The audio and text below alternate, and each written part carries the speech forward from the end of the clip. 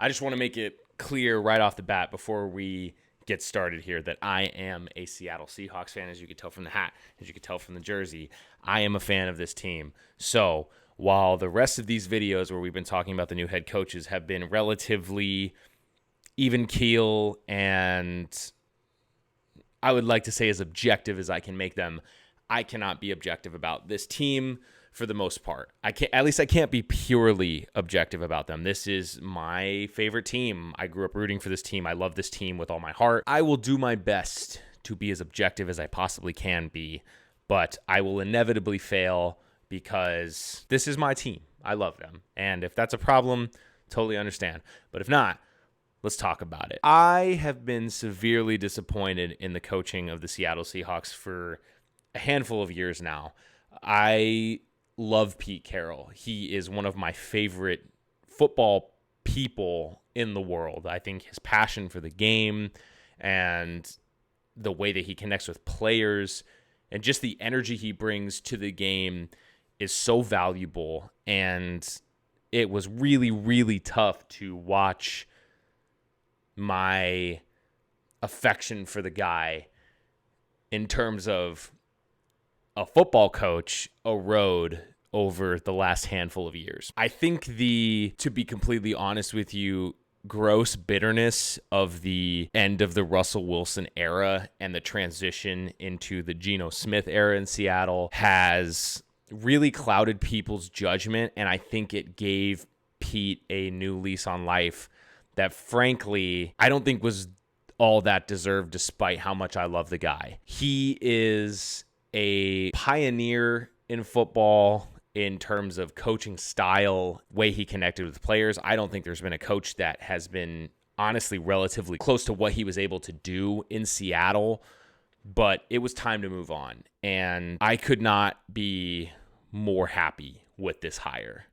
But that being said, let's look at Macdonald's coaching tenure. I went and did a real deep dive on this because I am extremely invested in this team, obviously, and I really wanted to see what I was getting into. I'm going to give you guys a little bit of insight into Macdonald's past in case you don't know. He has been coaching since 2008, where he coached linebackers and running backs at a high school in Georgia. He then moved on to the college ranks. He joined the University of Georgia staff. He was a grad assistant to start out his career there, and he turned that into a quality control assistant on the defensive side of the ball.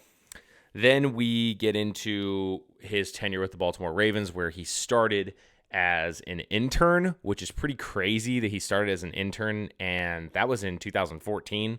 So in less than a decade, he worked his way up into being the defensive coordinator for a perennial playoff contender, which is impressive. And when you look at his tenure with the Ravens, it gets even more impressive. So in 2022, some of the stats that stick out to me, third in NFL in points allowed, top 10 in yards allowed, top 5 in pass touchdowns allowed, third lowest yards per attempt rushing. That is particularly important to me because Shanahan and McVay both pride themselves on play action. So being able to consistently stop the run is going to be a super important part of a Seahawks defense that's going to have any success in the NFC West. So that's a great stat. Third lowest in the league in rushing yards allowed in general. That is awesome.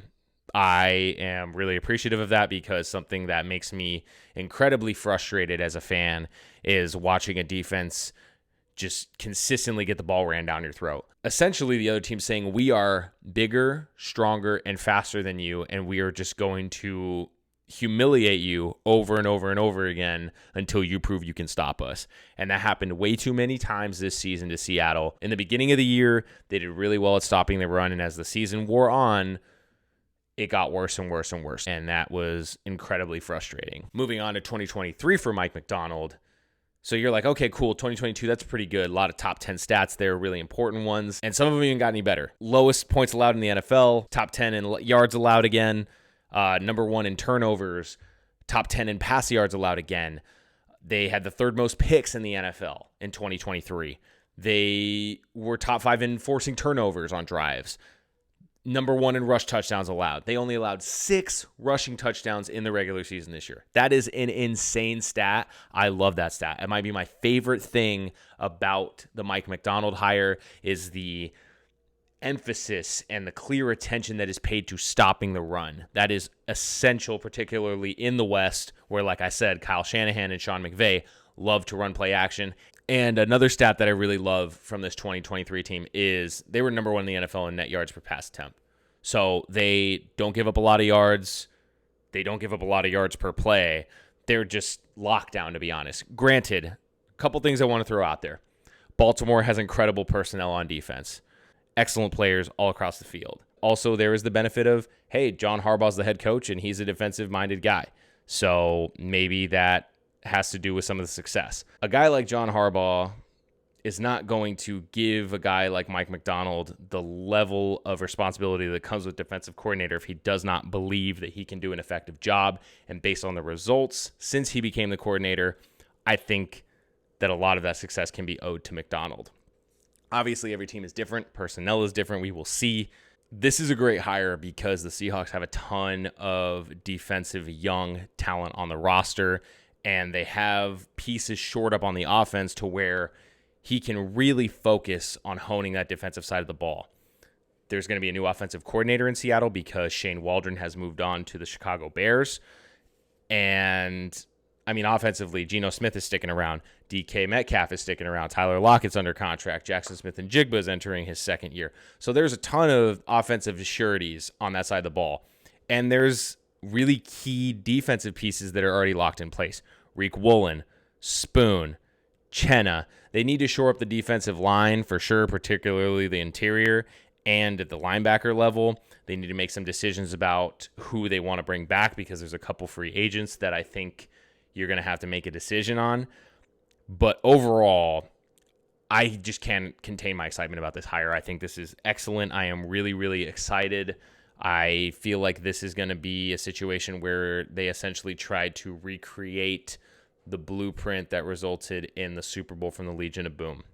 Geno able to hold the roster on offense afloat while you shore up the defense with young talent. Mike Macdonald and his new staff can kind of hone that, make a juggernaut, and then maybe in a year or two, you take a swing at the draft at a quarterback, develop that, and essentially have a defense that suffocates the life out of people, and then a quarterback that is athletic and improvisational enough to score enough. Doesn't have to be this, Patrick Mahomes level talent. It's just got to be a guy that can run the offense and doesn't make mistakes, can make plays with his legs. That's long-term vision. That's longer than even I think I have the ability to think about.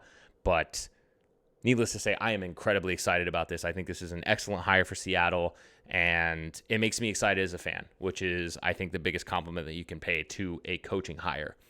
But that's all I really have to say about it for right now. Let me know what you think down in the comments below. If you are here at the end of this video, throw it a like if you could. That would be awesome. And if you want to see more, go ahead and subscribe to the channel. Whether I see you next time or not, thank you for watching and take care.